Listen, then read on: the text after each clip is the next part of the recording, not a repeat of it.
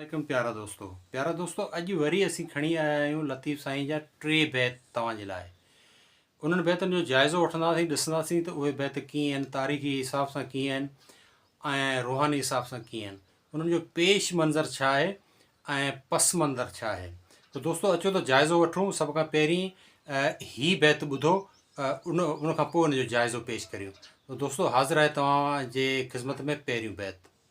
वञी छो वणकार हित न ॻोल्ही हो तखे, लिको कोन लतीफ़ चए ॿारो चो ॿिए पार, थी सती ॿध संदरो पिर्त पुनो से पार, नाए नैण नियार तो में देरो दोस्त जो। दोस्तो ही बैत जेको आहे ससुई आबरी जो आहे। हिन में जेको आहे सो लतीफ़ साईं ससुई सां मुखातिब थी उनखे चयो आहे त ॿिए पासे वञी पुनो खे छो थी ॻोल्ही, तूं पंहिंजे अंदर में जांच, पुनो तोखे उतो ई मिलंदो।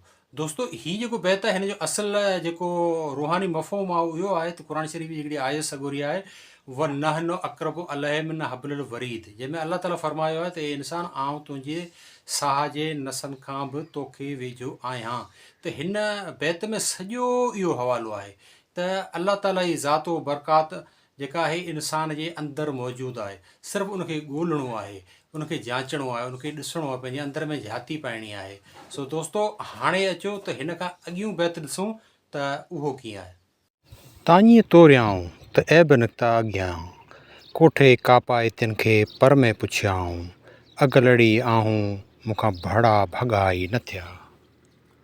दोस्तो ही बैत हूअं त सुर कापायती जो आहे, जंहिंमें लतीफ़ साईं हिकु पोरीत सां मुखातिब थी उन सां जेको सो गुफ़्तगू कई आहे। पर असल में हिन जो जेको रूहानी राज़ आहे उहो इहो आहे त इंसानु जेके बि कमु करे थो, जेको बि इबादत करे थो, या दुनिया में समाज में जेको बि उनजो उथणु वेहणु आहे, त उन में इलाही उणायूं आहिनि, लेकिन अलाह ताला उन ते परदो रखे थो।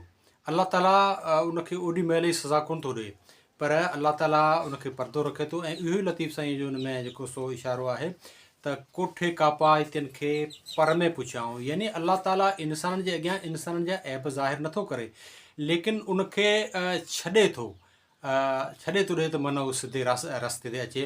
दोस्तो हाणे अचो त हिन खां अॻी बैत जी रूहानी माना ॾिसूं त कहिड़ी आहे। वहदहू ला शरीक लहू जिन उतो से ईमान, तिन मञियो मोहम्मद कारणी कल्ब साण लिसान, उहे फाइक में फरमान ओ तड़कैन ओलिया। हिन बैत में प्यारा दोस्तो लतीफ़ साईं लफ़्ज़ इस्तेमालु कयो आहे कारणी। हिन लतीफ़ जूं हिन लफ़्ज़ जूं ॿ मानाऊं आहिनि, यानी पहिरीं जेका माना आहे उहा इहा आहे त हिन पूरी काइनात खे पैदा करण जो जेको सबबु हो, जेको कारण हो, उहो नबी करीम सल्लल्लाहु अलैहि वसल्लम जिन जी ज़ात मुबारक हुई। इन करे लतीफ़ साईं नबी करीम सल्लल्लाहु अलैहि वसल्लम जे लाइ लफ़्ज़ कारणी इस्तेमालु कयो आहे, यानी कारणी। ॿी माना जेका हिन जी आहे उहा इहा आहे, ये आम लफ़्ज़ इस्तेमालु थींदो आहे पंहिंजी लाड़ में जिते किथे कारण करण वारो, यानी कंहिंजी मदद करण वारो, ॻाल्हि खे अहमियत ॾियण वारो। दोस्तो अगरि को दोस्त कंहिंखे कमु चवंदो आहे उहो न कंदो आहे त उनखे मयार ॾींदो त यार तो मुंहिंजो कारण कोन कयो। त हिते हिन जी इहा बि माना निकिरे थी, नबी करीम सल्लल्लाहु अलैहि वसल्लम जेका ज़ात मुबारक आहे उहा कारण करण वारी आहे, जेका हिते बि कारण करण वारी आहे त मैशर में बि कारण करण वारी आहे। प्यारा दोस्तो असांजी वीडियो पसंदि आई हुजे त लाइक कजो, शेयर कजो ऐं कमेंट्स करे ॿुधाइजो ही तव्हांखे वीडियो कीअं लॻी। वरी मिलंदासीं अॻे वीडियो में, तेसिताईं अल्लाह हाफ़िज़, ॾींदा इजाज़त।